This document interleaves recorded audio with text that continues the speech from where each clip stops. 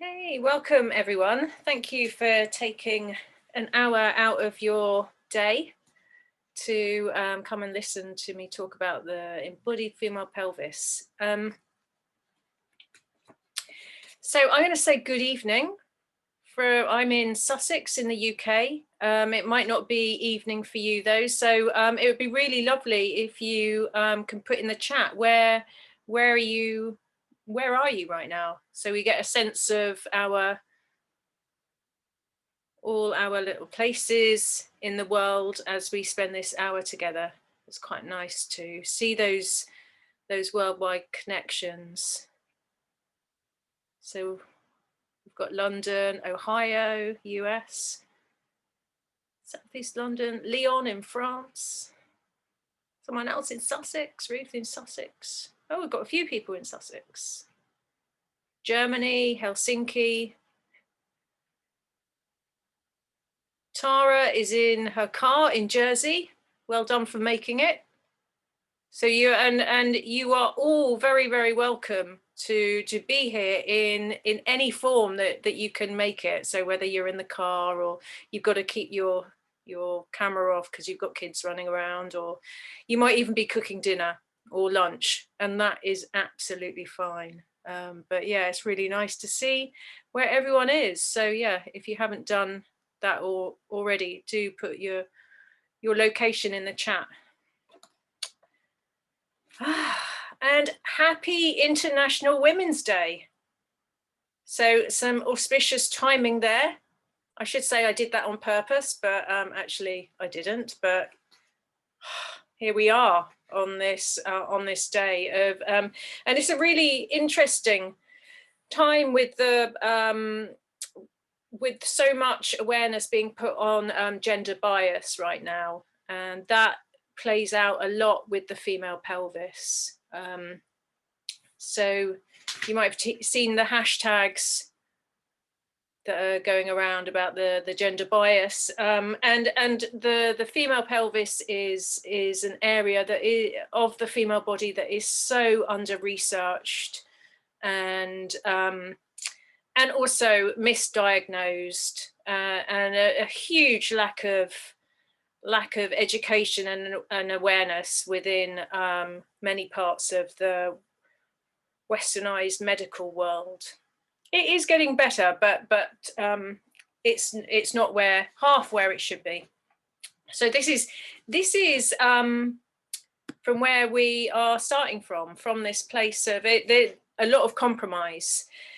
But that's why it's really, I think it's so valuable and so potent to come together as women, as females. There might even be some men on this call. I really wanted to welcome everyone to that, because it's essential as women, as us in female bodies, to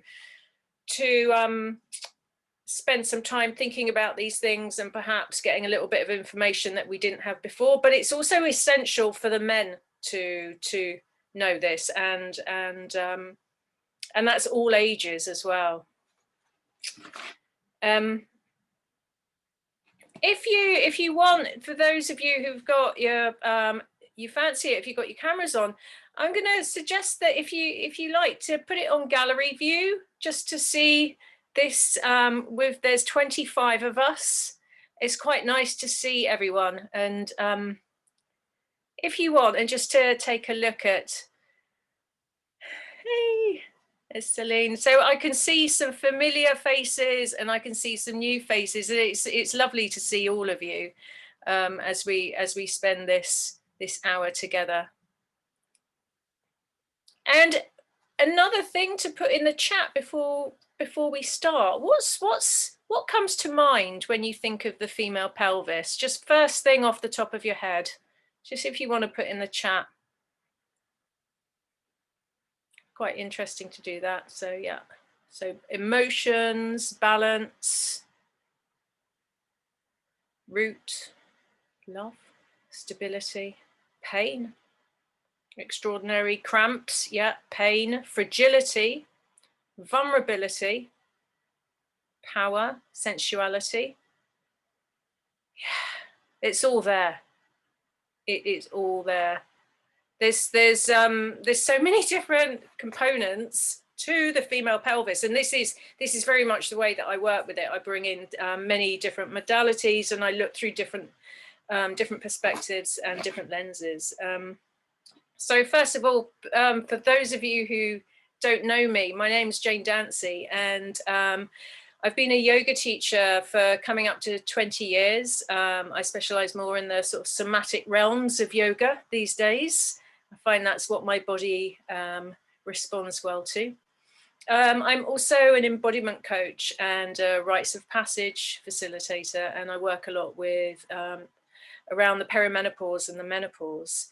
And I work with, predominantly I work with women, those with female bodies, and those who identify as women, and from all ages. I teach teenagers, and I also right up to chair yoga to predominantly women in residential care homes.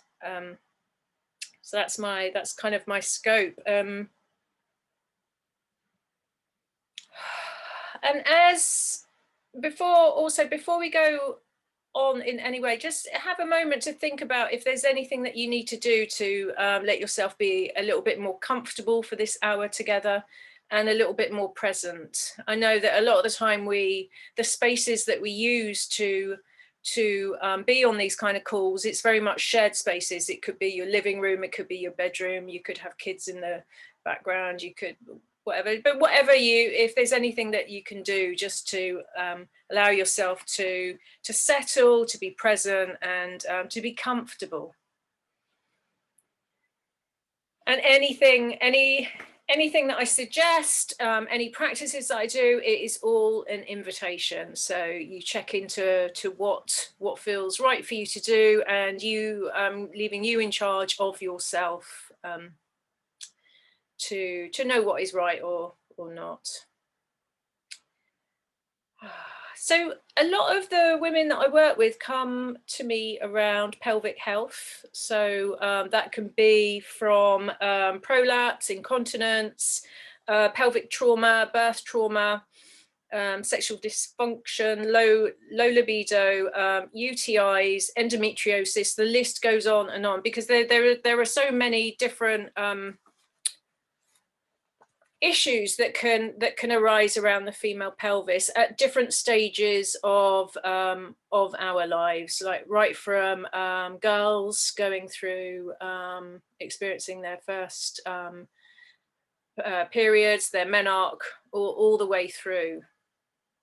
And it might be that you might have your own reasons why you are interested in the female pelvis. And again, if you feel called to do so, please do put in the chat what draws you to maybe work with be interested in working with your pelvis. What draws you to come to events like this? It's always interested, and I think it's really useful for all of us to see that that we all come for different reasons, because ultimately we are unique cyclical female beings, and every one of us will have our own take on things, even if even if we share the same thing going on for us. It will show up in different ways. So if there are prolapse comes in so many different ways, or incontinence, or endometriosis. They're so nuanced, like so much within the woman's body, because of like I said before, we are cyclical beings. So we're constantly fluctuating with our hormones, the rise and the fall, and where we are in our life cycle. And that plays out a lot in the pelvis. So I said earlier, I'm a rites of passage facilitator, and or our main rites of passage that we experience, we experience through our pelvis, from birth to menarche, the first bleed, to if we go through pregnancy, through to menopause and beyond. A lot of it is the epicenter of most of those rites of passages are the pelvis. So the way that I like to work with this is what I call a biopsychosocial perspective. But I kind of make that a little bit longer, from not just bio meaning body, but psycho, like the psychology, the emotions, and the social meaning everything that's going around us, all the influences, but also the spiritual or the soul, the sexual, and even towards the political, the ancestral, because again, there's many different perspectives that are useful to look through to work with this. It's very much a trauma-informed way of working too. And when I say trauma, a lot of the time when we think of trauma, we think of sort of big trauma, but I'm also considering the small trauma, like not the big capital T, but the small t, the little incidences of trauma that we experience through our pelvis from an early age of dealing with menstruation, going through life. There are so many, and we will all have our own experiences of that. And so when I work like this, the thing that I think about a lot is rhythm and pace, of like how I bring things up for people to digest. So really, and I really encourage each person that I work with to find their own rhythm and pace, because that's the thing. A lot, if you think about the what trauma actually means, like one of the definitions that I find really useful is too much, too soon, too fast. So kind of doing the opposite of that.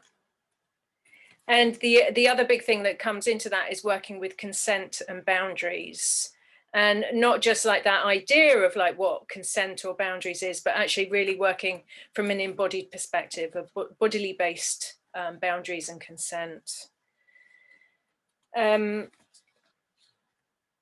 Yeah. So the pelvis is the most primal part of ourselves. It's our root, it's our first home, it's where we all come from, where we enter into the world. It's like I said, it's the location of our feminine rites of passage, and each one of our pelvises has a story to tell.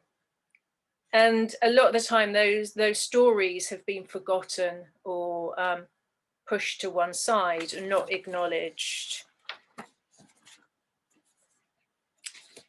It's also seen, the female pelvis, or I see it as the seat of feminine power, of creativity and deep cyclical wisdom. And it has a huge influence on our physicality, on our emotional life and our sexual well-being, and also to a sense of self, self-confidence, and our place in the world. Is linked to our inner cycles, blood cycles, and also to nature, and so the cycles of menstruation, of procreation, also deeply connected to the breath, to the pulsation of life, to and is what is within the pelvis is constantly changing, is deeply connected and influenced by the nervous system. So let's start with a really sort of a grounded place to start with the pelvis is the physicality of it. And so thinking of the pelvis as the stabilizer of the body. So as I talk through this, I'm going to invite you to bring awareness to your pelvis. It's the communicator between the top half of the body and the lower part of the body. And creates the integrity within our pelvis, our posture, and is the structural foundation of our bodies, and is our root. So they're our root. It really is influences how we sit. So for a moment, with that in mind, I'm going to invite you to just have a little bit of awareness of how you sit, and I'm just going to put you on gallery view, some of you, so I can see. So if you've got your, it's useful if I can see some of you, just so we can do this together. So ideally, when we sit, we don't sit on our tailbone. So here at the back, we've got the tailbone, and we want the tail right out. I don't want to. Have you ever seen a dog sit on its tail? Not comfortable. And we're the same. We don't want to sit on our tail. And you could try it both ways. So if you sort of tuck your tail under, and if you see, I tuck my tail under, and there's a lot of compression with my belly and my chest because my tail is tucked under like that. So what I really want is to lift up and flick my tail out and then sit. So I'm sitting more on my sitting bones. So those knobbly bits, yeah? Can you feel, if you're not too sure, sitting bones, put your hand under your bum, both sides, and you'll feel the two knobbly bits.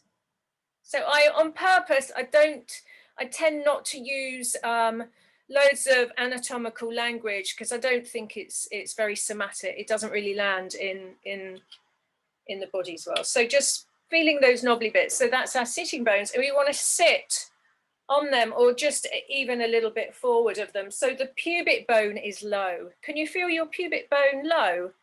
If you just give me a nod, if you can feel that. Do you notice how that allows the belly to be soft and rotund, compared to if you put your tail underneath you? It's quite different. Yeah.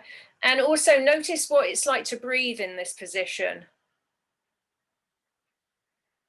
And like the way that I like to work with a female pelvis, it's very experiential, and it's all about trying it one way, trying it the other, so you can see for yourself. So I'm gonna invite you now to go back to that sort of more scooped way of sitting, where you sit with your tail underneath you. I call it the sofa watching TV position. It's kind of what is my default on the sofa. So I'm rounded. My lower back is rounded, I'm scooped under, and there's a quite a stretch on my back, but a sort of a concertinaing in my belly and my chest, yeah? So, you know, how familiar does this feel, truthfully? It's kind of it's my unconscious way of sitting a lot of the time. So when you sit like that, notice what your breath feels like. And once you've had enough of that, go back to the other way of tail, not sitting on your tail, and then noticing again what your breath feels like. And did you notice a difference? Yeah, so one of the most simplest ways that we can work with our pelvis and the health of our pelvis is actually just by the way that we sit. Therefore, our breath works more, our breathing diaphragm can work more efficiently. And I will explain later how that is connected to our pelvic diaphragm, which is also known as the pelvic floor. Yeah, so when our breathing diaphragm can move fluidly, our pelvic diaphragm, aka pelvic floor, can also get a lot of lovely natural movement. Does that make sense to everyone? Give me a nod or a Cool. And as I go along, do put questions in the chat, and I will check them. And if I have time, I will answer them, but I will come back to them. Even if I can't answer them, I will come back to them. I'll put it on Facebook or Instagram or something. But I always really like to get questions, and if there's anything that I do that you don't understand. Okay, so sitting. Now standing. I'm going to invite you to stand up if you would like to. Yeah, so we're practicing consent. If you think, oh no, I'm really knackered or my body doesn't want to, then stay sitting. But this is just an opportunity for you to try it from standing. I'm going to stay sitting just so I can talk you through this. So when you come to stand, your pelvis, that's a funny accent I'm going into. Your pelvis is your center of gravity. It's your power center, and remember that it's the stabilizer. Yeah. So once again, can you check into where your tail is? So just like we took our tail back when we sat. So if you think about just allowing your tail to have a bit of room, and what you could do is like allow your tail to wiggle from side to side a bit. So you're almost like you're allowing the tail to come into its own and have some space, and the pubic bone is low. Yeah. Do you notice how when you have the pubic bone low like that, what happens to your belly? Does it feel soft? Yeah, and rotund, because that's the way that a female belly is meant to look, soft and rotund. What happens, now try this, tuck your tailbone under. Yeah, it's a classic cue that is rotund. Yeah, good question for Celine. What does rotund mean? So I'm gonna just demonstrate through my own body what rotund is. So it's rounded.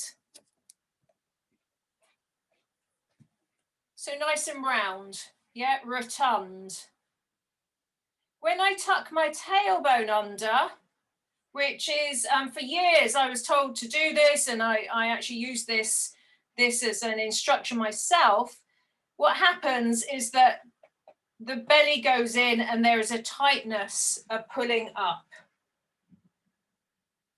I can feel my buttocks engage a little bit as well. So what happens there is that suddenly there's a pulling up through the pelvis, and notice what happens to the breathing. Yeah. And then when you've had enough of that, shake that off and come back to, there's a gentle sway in the lower back. The tail is going back and the pubic bone is low. And then there should be a nice bit of softness in the belly and a bit more of a fluid breathing. And then from there, I'm going to invite you to walk a little bit around your space with your awareness on your pelvis. So the pelvis is a big part of how we walk through life. So walking from side to side.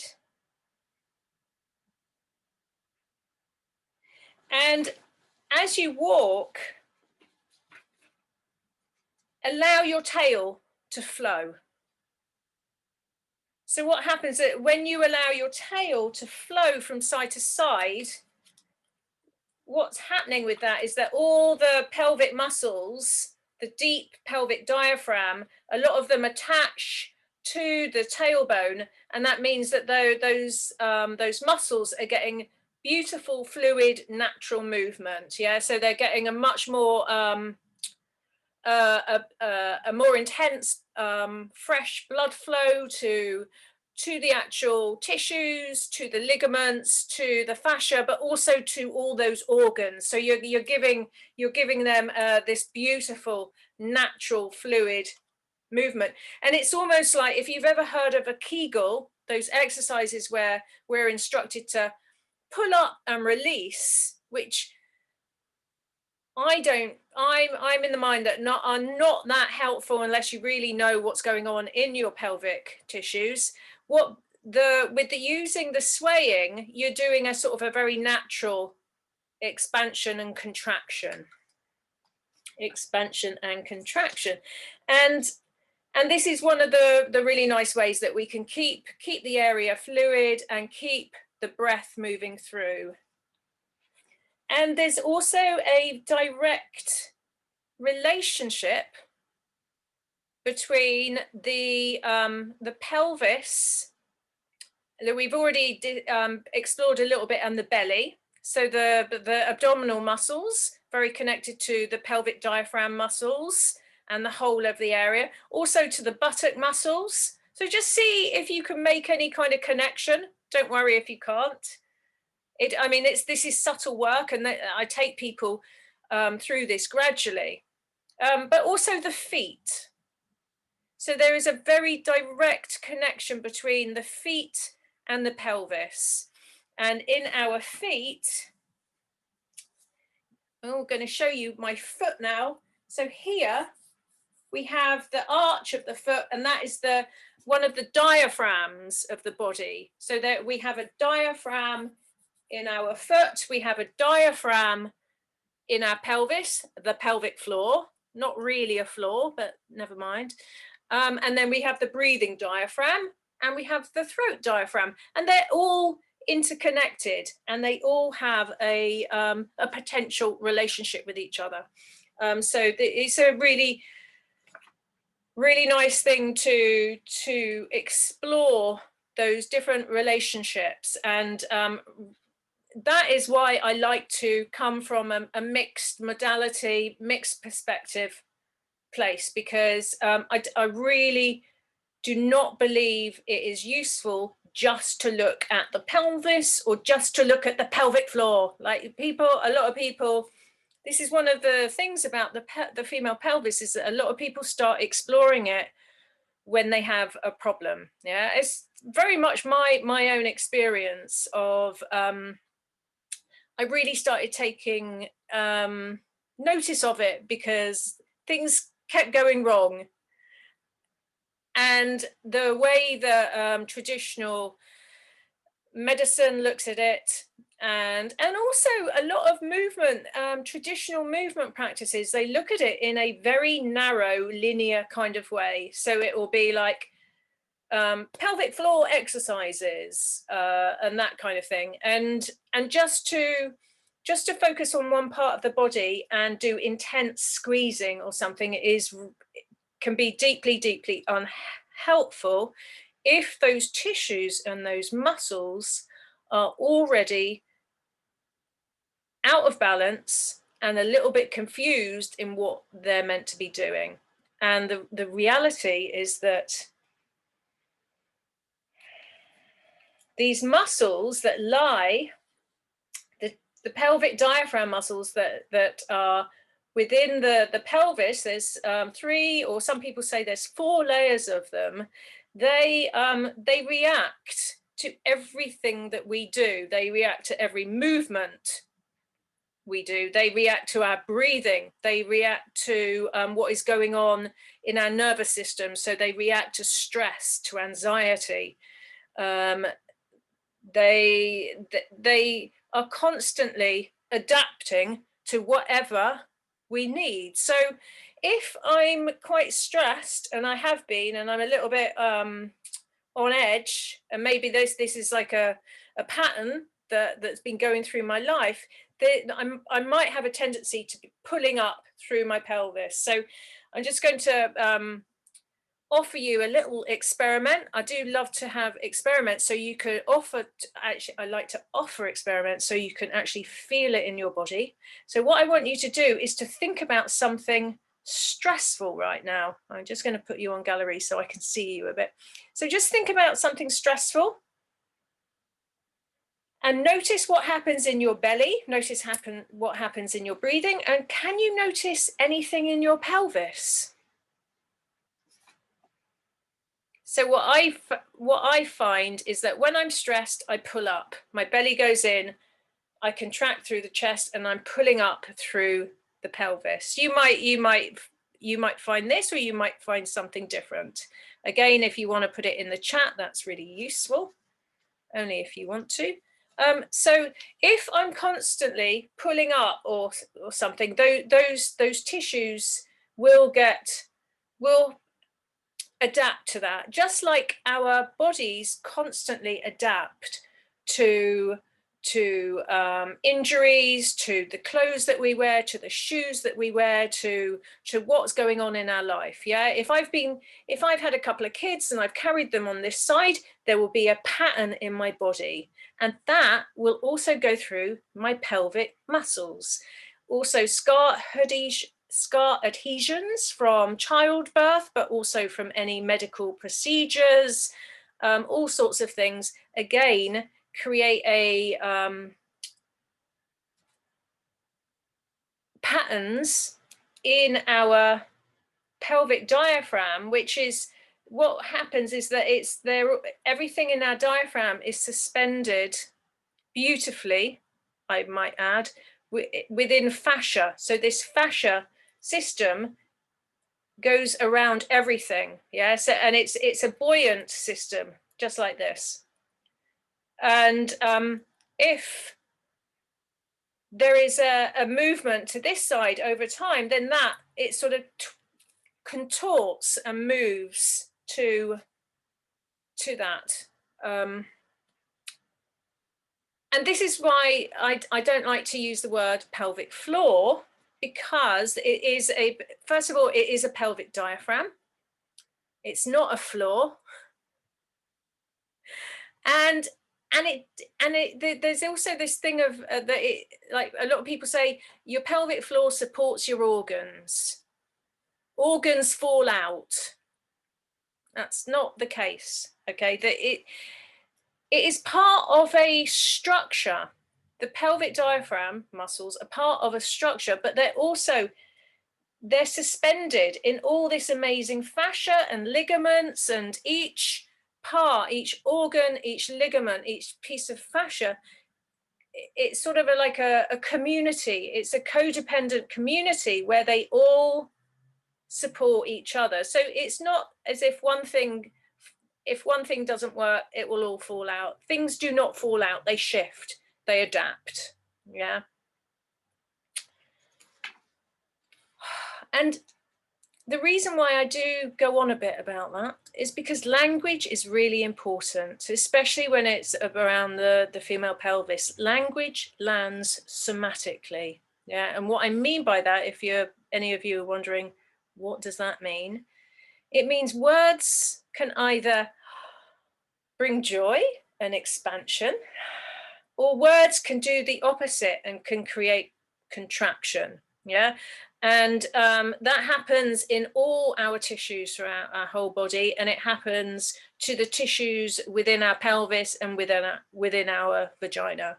So things that don't land well will create something, and so I do really like one of the things that I like to do is to explore what language each person likes to use. Now here's a thing that if you want to do, what do you call your vagina, your vulva, your yoni? What do you like to call? If you want to put it in the chat,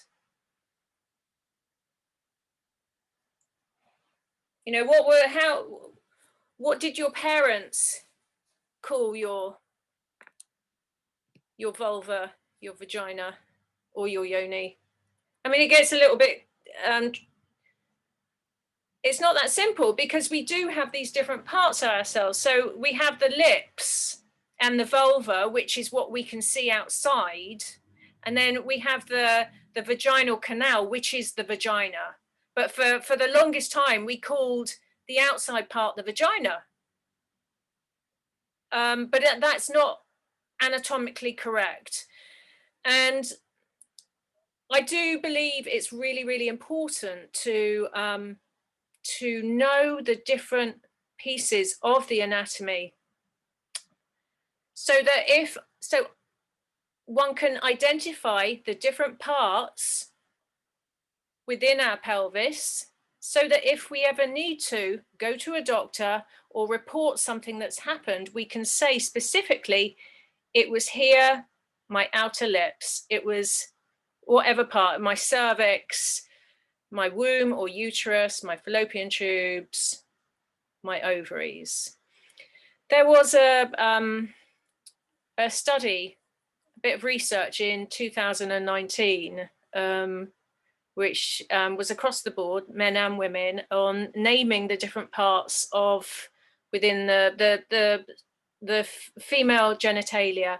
And I think just under 50% of women didn't know the difference between the vulva and the vagina and what have you, which is huge to think about, because also it's our anatomy, and there's something about how to own one's own anatomy by being able to identify the different parts of it. Oh, I really went off on a tangent there, but you know, this is kind of what happens when I start talking about the female pelvis. So I'm just going to take a moment to relocate myself. And while I do that, I'm going to invite you just to take a moment to relocate yourself within yourself and your pelvis. Going back to this is something that I teach a lot about, rhythm and pace. And I remind myself of it as well. Okay.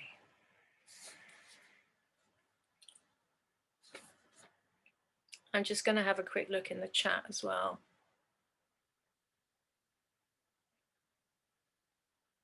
Yeah, so there's quite a few people using the word yoni, vagina, vag, noonie.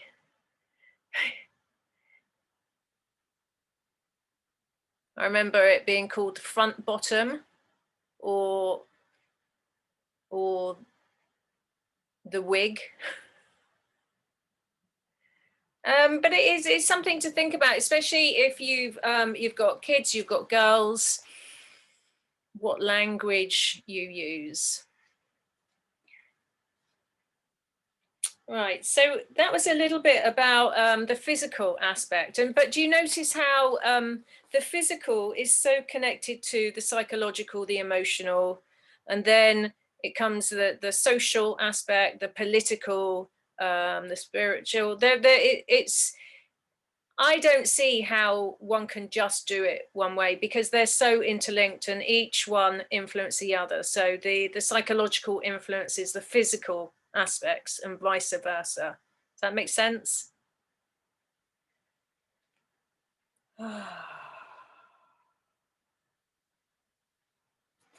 And I'm really keen on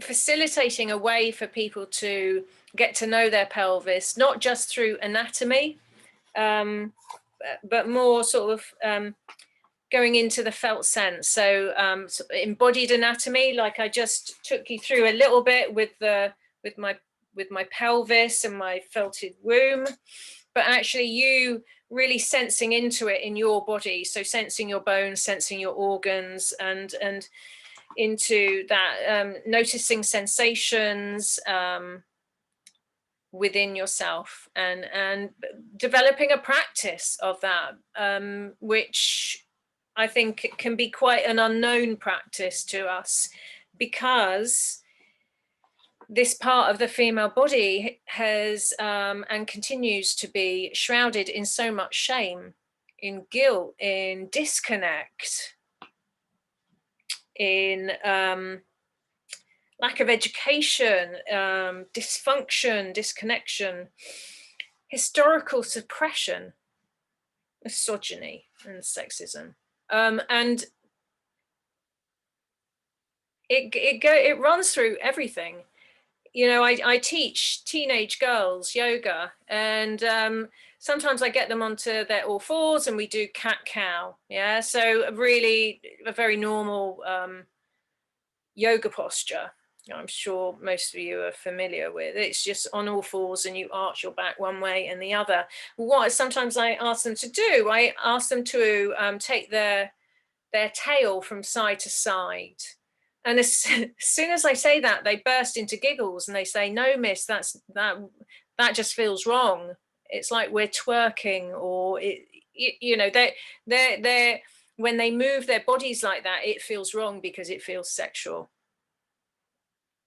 And what I would like to see is freedom in movement through the pelvis of all ages of females.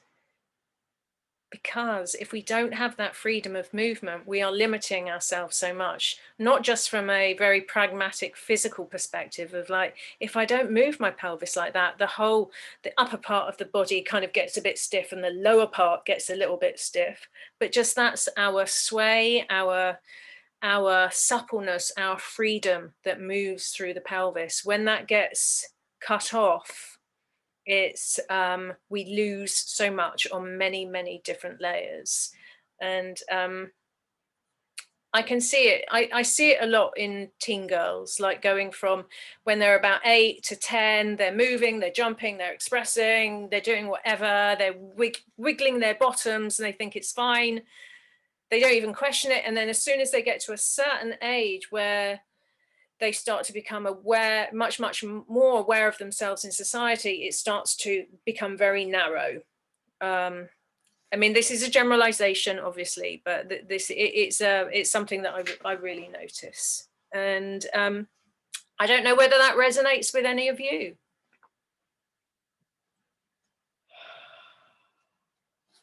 So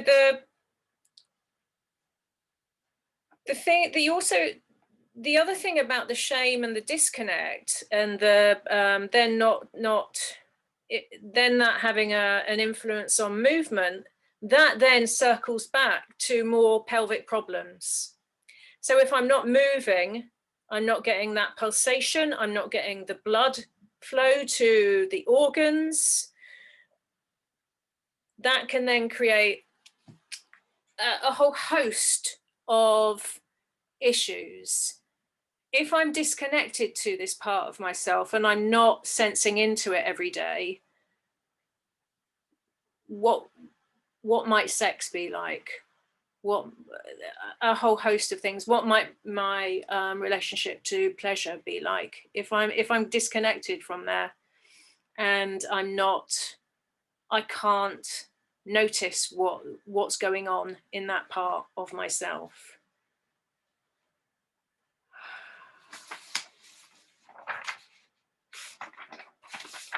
Okay, I've made it to page 3. Woohoo! So another thing that as I was getting my notes together and I was looking at research, the other thing that came up, which infuriates me, is the whole thing about the $1 million market for feminine hygiene products. All of those products that we don't actually need. Yeah. So there's this whole myth and story that is created that our vulvas, our vaginas are smelly and we need to eradicate that and make them smell of soap or other things. And the fact is that, and I wish this was taught at a very early age, that the vagina is amazing. It's self-cleaning and it has its own vaginal flora, the vaginal biome. And within that, it is constantly sorting itself out. It's when we kind of interfere with that, problems can happen. It can affect, if we bring in other products, it can affect the pH value and it affects the mucus and what have you. But, you know, I probably had a good 3 decades of using soap and all the other stuff, you know, tampons, scented menstrual pads. It's actually quite hard to buy menstruation sanitary pads that don't have a load of perfume in them, and also there's that thing of like, if you buy the ones that aren't perfumed, they generally cost more money. How nutty is that? So there's a lot around that, and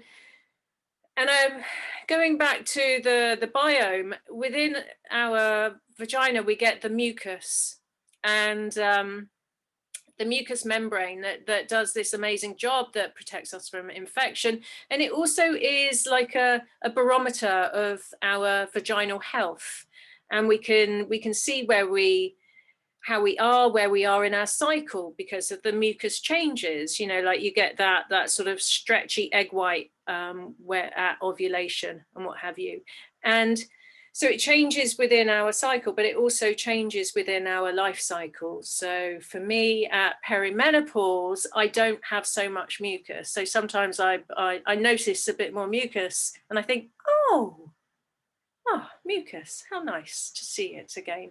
But there is also that kind of the ick factor around that. And we've all got to kind of be creative about how we can make it okay, and actually use it as a really useful way to check in with our health. Because it changes in color, it changes in thickness and in scent to what is going on. So just like the color of our menstrual blood also is an indicator on our health as well. So if we actually use those indicators, that it's a really good way to have more cyclical awareness. So I do believe that we can really, as females, we can empower ourselves through these different types of knowledge around the pelvis, and we can sort of change the paradigm that is going on. The other horrible thing that is becoming much more of a thing is the female cosmetic genital surgery. It's just gone through the roof. It's so much more common than it was. And I read a statistic today that 35% of British GPs who get women coming to them to ask them about this, not 35%, 35% of the women who presented were under 18. Yeah, so that just makes me sad, because you know, as grown-ups, fine, if we want to do something like that, that's fine, but the fact that there's a huge chunk of under 18s thinking that there's something not wrong with them, that is not fine. And a lot of the time this idea that something isn't right comes from a not a fair representation of what female genitalia anatomy should look like. It comes a lot of the time from porn. It comes from the picture of the woman with the Brazilian waxing, so that you can actually see the lips. And actually the reality is that our lips come in this glorious spectrum, this palette of all different shades and shapes and sizes, and that I would like to see. It's like we need to, there's a brilliant book with loads of different pictures. It's like we need to photocopy those and just put them in public places. Now there's a thing to do. And then we're coming up to 50 past, so I will just briefly talk about this, is that there is the huge connection to our sexuality as well. So, and that each one, the physical and the psychological, will then interweave through the sexual.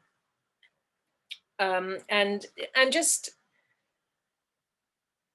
the awareness in that area can make a huge difference, but also knowledge on how the female anatomy of arousal works and what have you. There's so much that is not that common knowledge. the fact that it can take up to 40 minutes for a women's tissue, that gets aroused, it can take 40 minutes for that to happen. And so many females don't actually know that, and there's this thing of like it should be the same as if they're in a heterosexual relationship, it should be the same as men. But in actual fact, the female sexual anatomy and arousal works very, very different to the male.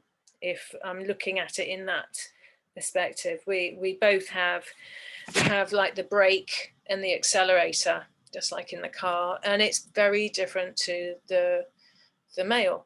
Like our brake is very connected to our nervous system. So, but I won't go on more about that. But if any of you are interested, I can signpost you to some brilliant books around that, which I know really changed my perspective on all of this. But let's, as we come to a close, let's finish on a practice that I really like to do, is sort of like a befriending of one's own pelvis. So I'm going to invite you to come into a seated position where you can get comfortable. I'm just going to have a little sip of my tea.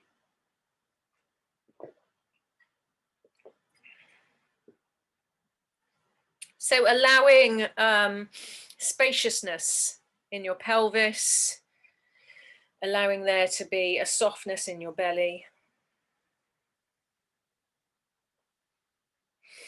And an invitation to bring your hands to your belly, connecting into your belly. Remembering that everything is an invitation. If there's something that you don't want to do, you don't have to do it. So just checking into the softness of your belly, that animal body of yours. And then allowing your hands to move out to the side and coming to the bony protrusions of your hip bones. And just thinking about the quality of the touch that you're using. Maybe bringing an intention into it. Maybe self-love, compassion, friendliness, connectivity. So many times when we might touch our bodies, it's much in a more objective kind of way, rather than seeing the body as an object. But this is where really making a relationship with the body, not a body as something separate to you. Just like you would connect to if you've got a pet, like your cat or your dog. Like, oh, hello. Hello, pelvis. How do you greet your pelvis? And it might be that you have ways, or something might come up, or it might be that might sound a little bit weird, and that's okay. Just that soft belly, the hip bones, and then perhaps bringing your hands round to the back, to the back of the pelvis, to the sacrum, sort of bony bit, which then moves down to the tailbone. So we're exploring the bony exterior, the container of the pelvis. Just noticing what that's like.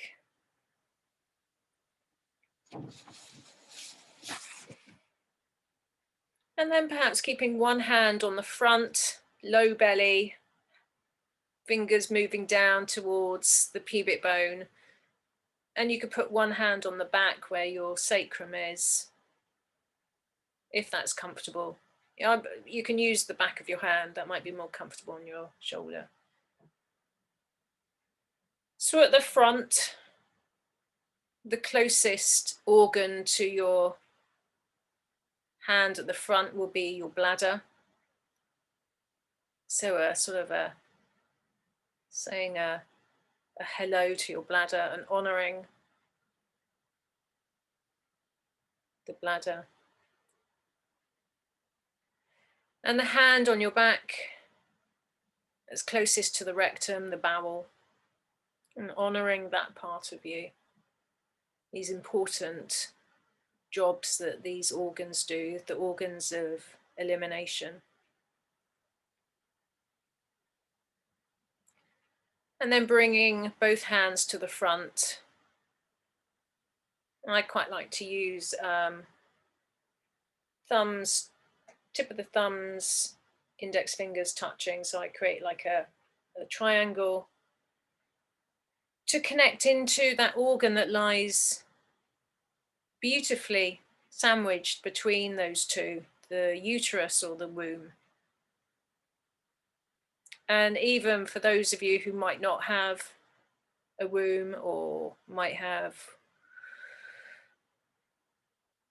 not the full set, there is still the space. So I have my womb, I have one fallopian tube and both ovaries. So just connecting into that space. Just seeing what that's like. Seeing if you can be unattached to any kind of outcome.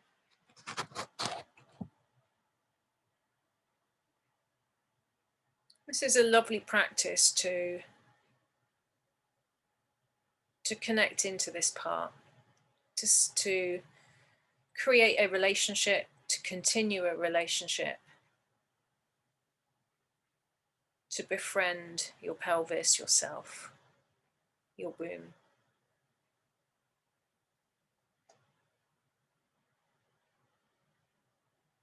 And then letting go of that, you can release your hands, bringing your awareness back to your feet, back to the whole of your pelvis, back to your spine, to your belly, opening up your eyes if they were closed, and perhaps looking around your room, bringing yourself back into your space, noticing a few things. You can even say them out loud. It's a really good technique to land yourself back fully. Maybe have a stretch.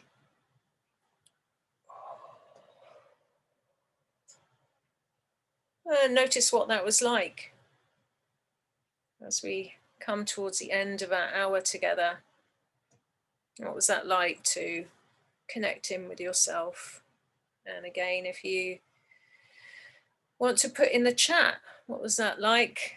So there was some listening, there was some experiential stuff, and then connecting into the pelvis. And I will be doing another talk like this, and this is in preparation for the course that I'll be running in May, the 6-week Embodied Female Pelvis course. So if you would like to know more, it's on my website. I'll be sending some stuff out anyway, and I will be doing a few more of these.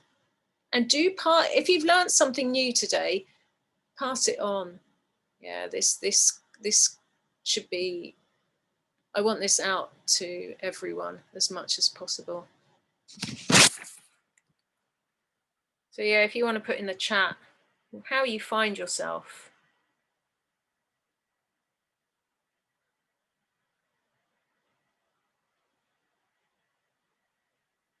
And if you would like to, as we come to the end, you can unmute yourself and say goodbye.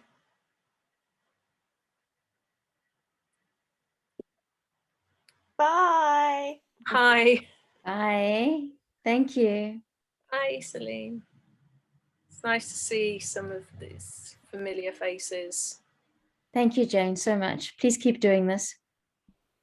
I will. And remember that if you've got questions, you can ping me on one of the ways that you can. And I will, if there's something that you would like to explore within this, I can bring it into another talk. So great. I'm glad, Tiffy, your pelvis enjoyed that.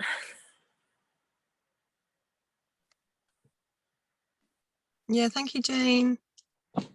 My Thank you pleasure. very much. It was very informative. Thank you. Good, good, good. And whatever questions that you put, I will keep them and I will bring it into part 2, female pelvis. And I'll keep you posted on when that is. And I'll send the recording out to everyone so you can chat and you can share it with whoever you'd like to share it with. Lovely. Thanks so much, Jane. Thank you so much. Bye. Bye, everyone. Have a Bye. good rest of the day. You too. Bye. Bye.